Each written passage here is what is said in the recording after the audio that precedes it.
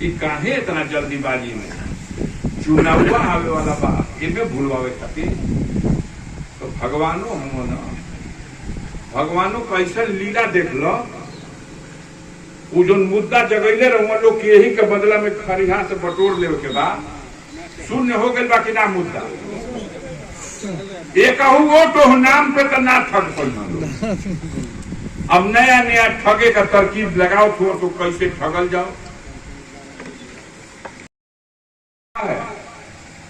और हमारे अशिक्षा हमारे समाज की जो अशिक्षित समाज है और उसकी जो गरीबी है, आपसे पूछता हूं आपका सवाल।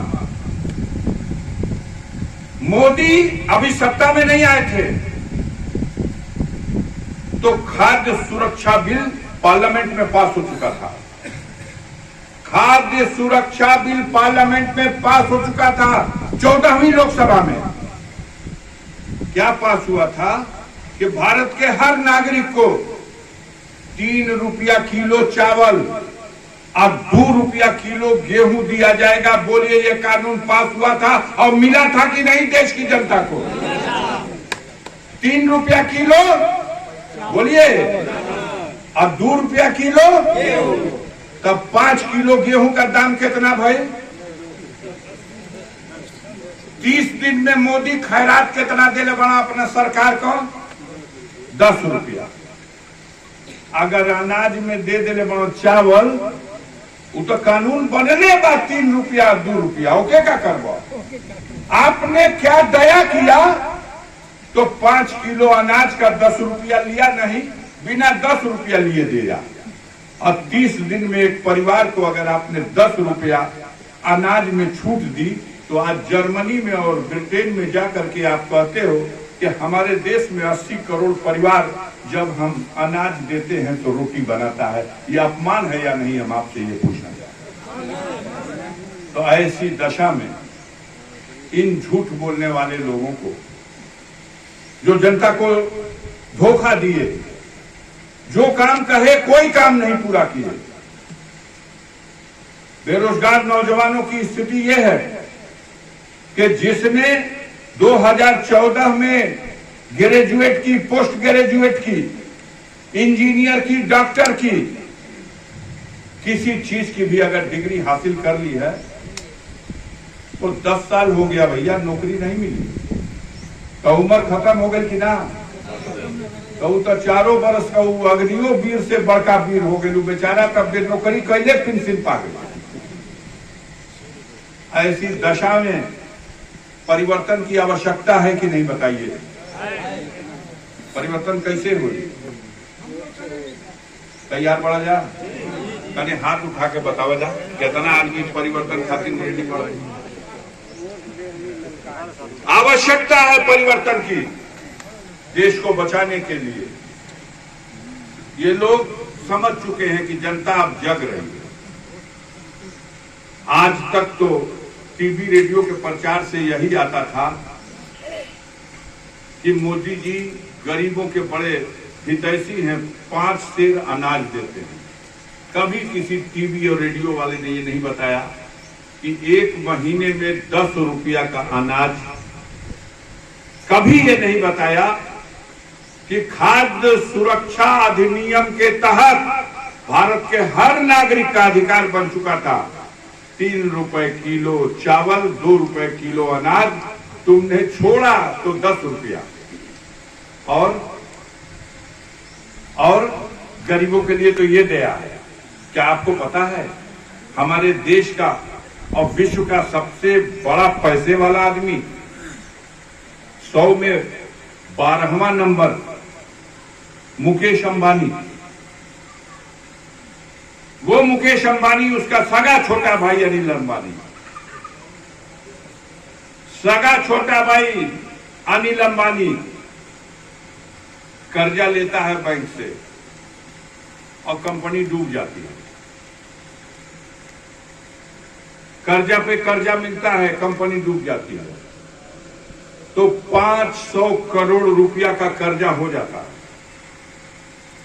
और 500 करोड़ रुपया का कर्जा मोदी की सरकार माफ कर देती है। शर्म की बात है कि नहीं? गरीब की बिजली की बिल आ जाए, 2 महीना बिल ना देबो, बोला मीटर कट जाए कि ना कट जाए।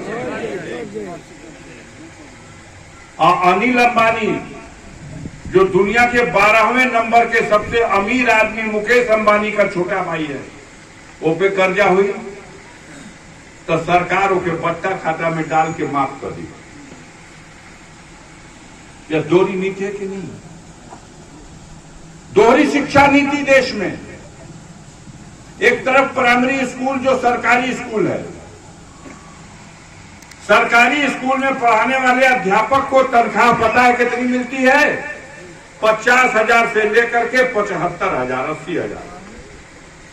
सबसे ज्यादा तनख्वाह प्राइमरी स्कूल, मिडिल स्कूल के, सरकारी स्कूल के अध्यापकों को। अब दूसरी तरफ इंग्लिश मीडियम के ये जो मॉन्टेसरी स्कूल हैं, जगह जगह प्राइवेट स्कूल, इन स्कूलों में शिक्षा, इनकी तनख्वाह सरकार दे रही और उनकी तनख्वाह आप अपना बेटा पढ़ा रहे हो तो आप अपने जेब से अपने बेटे की फीस दे रहे हो, वही उसकी तनख्वाह है। वहां अध्यापक को मिलेगा 5,000, 7,000, 8,000, 10,000, कितनो अंग्रेजी बोले वाला हुई तब 15,000। सच है या नहीं? और वो पढ़ेगा क से कंप्यूटर, और यहां सरकारी स्कूल में पढ़ाया जाएगा क से कबूतर, ख से खरहा, ग से गधा। आ दोनों पढ़त पढ़त जब ऊपर पहुंची हम तो यो 5 पास करी, 8 पास करी, हाई स्कूल पास करी, सरकारी स्कूलों वाला। और वो जो इंग्लिश मीडियम स्कूल वाला पढ़ते पढ़ते 10 में पढ़ेगा, पहुंचेगा, 12 पास किया, ग्रेजुएट हुआ। अब कोई नियुक्ति निकली भी किसी विभाग की, कोई परीक्षा आई भी किसी विभाग की, वैकेंसी आउट हुई, तो रास्ता तो 2 है पढ़ाई का। एक है गदहिया गोल वाला जो सरकारी स्कूल है, और एक है जो प्राइवेट स्कूल है, लेकिन परीक्षा तो एक है। अब बैठा दिया एहू के वही में, एहू के वही में। अब बताओ हाई स्कूल वाला पास हुई जो क से कबूतर, ख से खरहा, ग से गधा, कबो ना पास हुई। ये के पढ़ता है? ये गांव का गरीब, किसान, मजदूर, साधारण इंसान, चलो कम से कम लइकवा के खिचड़ी तो मिला था खाए के, पढ़ावा था, लेकिन भविष्य क्या है? शून्य। और इधर वाला पढ़ रहा है, उसके माँ बाप अपने जीवन का सारा सपना उसकी पढ़ाई पर लगा रहा है। जब ऊपर पहुंचा, लेखपालो साहब का लइकवा हमें ना दी, हम तो पढ़ गए। सोचिए, व्यवस्था यहीं से बदल जाती है, ये दोहरी शिक्षा नीति, और यहीं से समाज बन जाता है। इक्का दुक्का जौने नौकरी निकली, जब हर दोनों लइकवा पहुंची हम तो एक ही नौकरिया खातिर इंटरव्यू देवे, परीक्षा देवे, तब पास तो ही होती है। अधिकांश यही पास हो जाएंगे, इनका सपना उसी दिन टूट जाएगा। आपने कुछ नहीं किया देश में, गरीब और गरीब हो गया, पढ़ाई इतनी महंगी कर दिया। हाई स्कूल और इंटर और बीए में पढ़ने वाले जिनके बच्चे होंगे उनको पता होगा, 10 गुना फीस बढ़ा दिया, फीस 10 गुना बढ़ा दिया। कोई गरीब, कोई किसान अपनी हैसियत को भी अगर बेच दे तब भी आपका बेटा डॉक्टर नहीं बन सकता।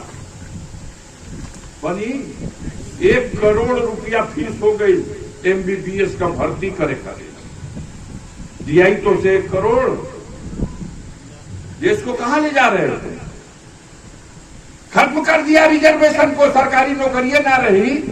जब अंबानिये का कारखाना में ढूके के बाद, अडानिये का गोदाम में नौकरी करे के बाद, तो कैसा रिजर्वेशन और कैसा भविष्य और कैसी पेंशन और कैसी चिंता।